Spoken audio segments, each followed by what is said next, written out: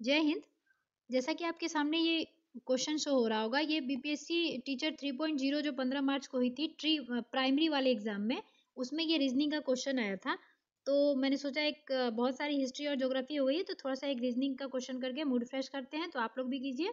तो चलिए इस क्वेश्चन को करते हैं, और थोड़ी सी ट्रिक भी मैं बता दूंगी आपको। इस टाइप के क्वेश्चन जब भी आपके सामने आए, इस टाइप के प्रश्न को बनाने का क्या जो मेथड होता है और ट्रिक होता है वो बताती चलूंगी। तो आप देखिए ये क्वेश्चन, ये आप देख लीजिएगा। सेट ए में 54 नंबर क्वेश्चन जो था, ये रीजनिंग पार्ट से आया था। सिटिंग अरेंजमेंट का ये क्वेश्चन है। जब भी आपके सामने, देखिए, दो तीन रूल याद रखने हैं कि जब भी आपके सामने इस टाइप का क्वेश्चन आए ना, जैसा ये क्वेश्चन दिया है, ये स्क्रीन थोड़ा सा हट जा रहा है, चलिए थोड़ा सा नीचे कर लेते हैं यहाँ पे। जब भी आपके सामने इस टाइप का क्वेश्चन आए कि कुछ सिटिंग अरेंजमेंट से क्वेश्चन हो, तो या तो पर्सन जो दिए होंगे, तो आपको पहले क्या करना है, क्वेश्चन को स्टार्टिंग से लेके लास्ट तक आपको रीड कर लेना है। इससे क्या होगा, कुछ फायदे हो जाते हैं ये कि पता चल जाता है कितने पर्सन जो है इसमें बैठे हुए हैं सिटिंग अरेंजमेंट में। दूसरी चीज ये पता चल जाती है कि डायरेक्शन जो है इनका कहाँ है, और यानी कि सेंटर इनवर्ड है या सेंटर आउटवर्ड है, यानी कि जो पर्सन है वो किसी शेप में ही बैठे होंगे, या कि सर्कल शेप में या स्क्वायर शेप में या रेक्टेंगल शेप में बैठे होंगे। तो उनकी जो डायरेक्शन है वो सेंटर, यानी कि एक दूसरे की ओर देख रहे होंगे, सेंटर की ओर देख रहे होंगे, या सेंटर की बाहर की ओर देख रहे होंगे। तो ये चीज क्या होगा, आप जब क्वेश्चन रीड करोगे, शुरू से लेके लास्ट तक पढ़ लेते हो एक बार फटाफट, तो उसमें क्या होगा, आपको पता चल जाता है कि उनका जो डायरेक्शन है वो क्या है। ठीक है, तो हमेशा आप क्या करेंगे, क्वेश्चन को एक बार शुरू से लास्ट तक लेके पढ़ लेंगे। जैसे आपके सामने जो ये क्वेश्चन दिया था, P Q R S T एक कमरे में एक वृत्त शेप में बैठे हैं, तो इसमें शेप पता चल गया आपको, ये किस शेप में बैठे हैं, वृत्त के शेप में बैठे हैं। दूसरी चीज, अगला जो स्टेटमेंट है, पी का मुंह दक्षिण पश्चिम दिशा की तरफ है।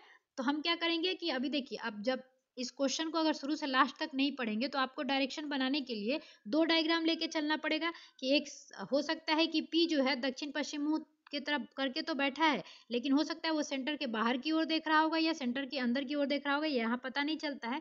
लेकिन वही अगर आप आगे बढ़ेंगे, तो ये वाला चीज जो दिया है, क्यू जो है पी के सामने बैठा है और टी जो है एस के सामने बैठा है। तो क्या जो आप आउटवर्ड वाला जो ये डायग्राम नंबर 2 है, इसमें आप अगर किसी पर्सन को बैठाते हैं, तो क्या कोई पर्सन एक दूसरे के आमने सामने बैठ सकता है? तो वो आमने सामने नहीं बैठेगा। क्यों? क्योंकि वो एक दूसरे के अपोजिट साइड बैठे होंगे, क्योंकि दोनों का जो मुंह का डायरेक्शन क्या है, सेंटर के बाहर की ओर है। तो ये एक दूसरे को पीठ दिखा के बैठे होंगे। तो ये वाला जो स्टेटमेंट आप पढ़ते हो, अगर ये चौथा नंबर जो स्टेटमेंट है ये अगर पढ़ते हो, तो क्या होगा, आपको ये वाला डायग्राम बनाने की जरूरत नहीं पड़ेगी। आपको यही समझ में आ जाएगा कि जो भी पर्सन ये पांचों बैठे हैं वो कहाँ बैठे हैं, वो सेंटर की ओर करके मुंह बैठे हैं। ठीक है, सेंटर के बाहर की ओर नहीं बैठे हैं। तो ये डायग्राम हमको बनाने की यहीं पे जरूरत नहीं पड़ेगी।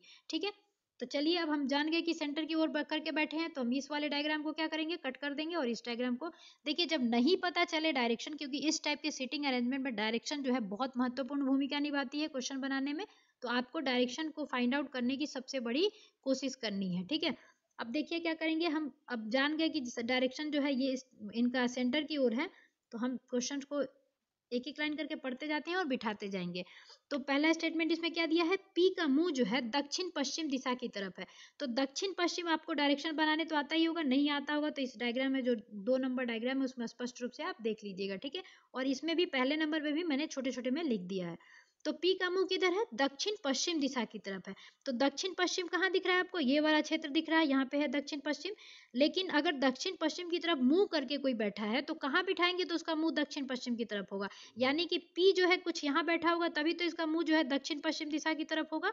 तो पी कहाँ बैठ जाएगा आपका, पी बैठ जाएगा यहाँ पे, तभी तो इसका मुंह दक्षिण पश्चिम की तरफ होगा। ये एरो जो है आपको देना चाहिए, इससे क्या होता है, आसानी होती है बनाने में क्वेश्चंस को। ठीक है, अब कह रहा है अगला स्टेटमेंट, एस का मुंह जो है दक्षिण पूर्व दिशा की तरफ है।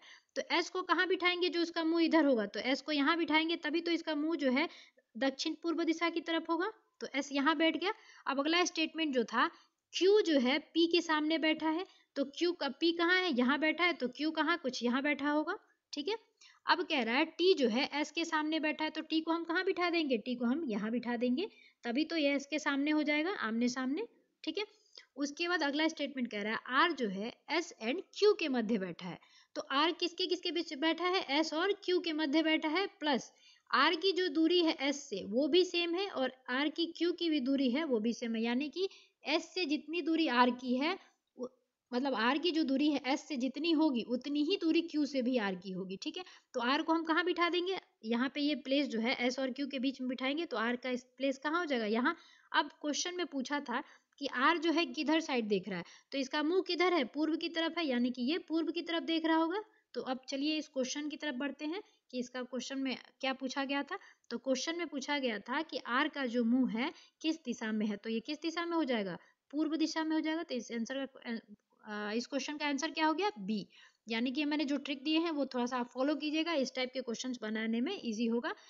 तो अगर आपको ये वीडियो पसंद आया होगा और ये ट्रिक आपको अच्छी लगी होगी तो आप वीडियो को लाइक कीजिएगा, और नए हैं चैनल पे तो आप चैनल से जुड़िए, आपको जरूर फायदा होगा। चलिए मिलते हैं अगले वीडियो में कुछ इसी टाइप के क्वेश्चन से भी, तब तक के लिए जय हिंद।